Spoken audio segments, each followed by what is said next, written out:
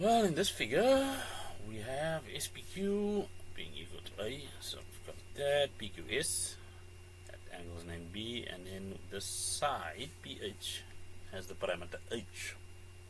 SR and PQ, those are perpendicular to RQ, so we're just being informed about these two. Well, I can add to this, which I often encourage my learners to do.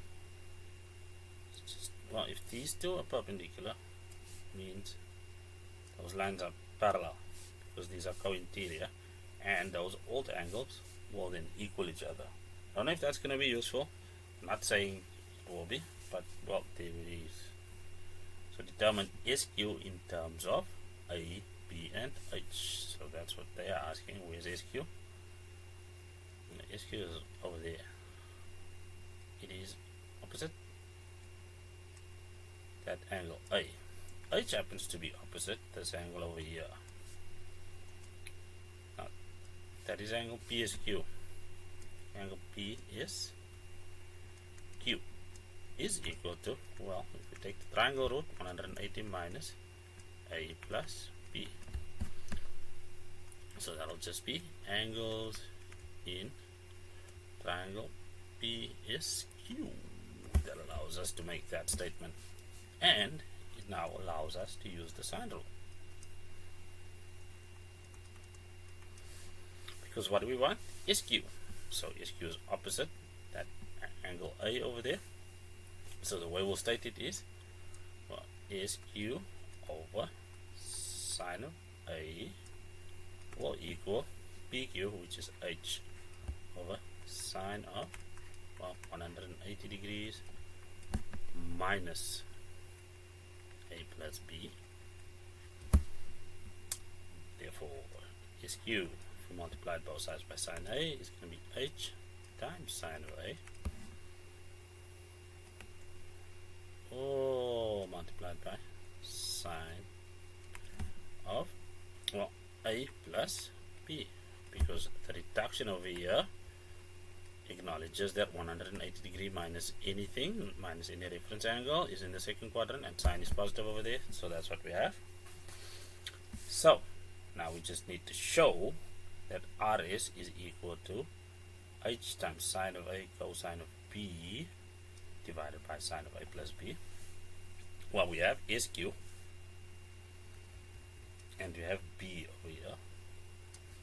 So we just need to remember where we get that from. So let's just rearrange a few things over here so we have some space.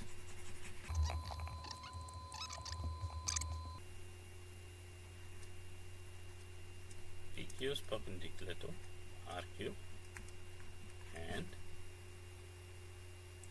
SR is perpendicular to RQ. Both were given.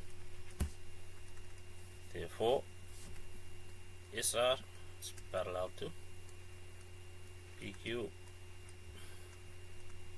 converse of co-interior angles. So there we have that. Therefore, angle R, that's too ugly. Angle RSQ is equal to B. Where do we get that from? Alt angles, and we've just proven that SR is parallel to PQ. So that's just a bit of mathematical rigor over there. And then we can take B and say that cosine of P is equal to what? Well, SR divided by, well, SQ, because it's adjacent over hypotenuse. Therefore, SR is just going to equal SQ times cosine of B, and SQ, we already have something for that over there. I'm just going to multiply this with that. So SQ is H times sine of A, all divided by sine of A plus B. But remember, this is multiplied by cosine of B, which fits nicely into the numerator, but it looks exactly the way it's meant to. SR is RS, of course.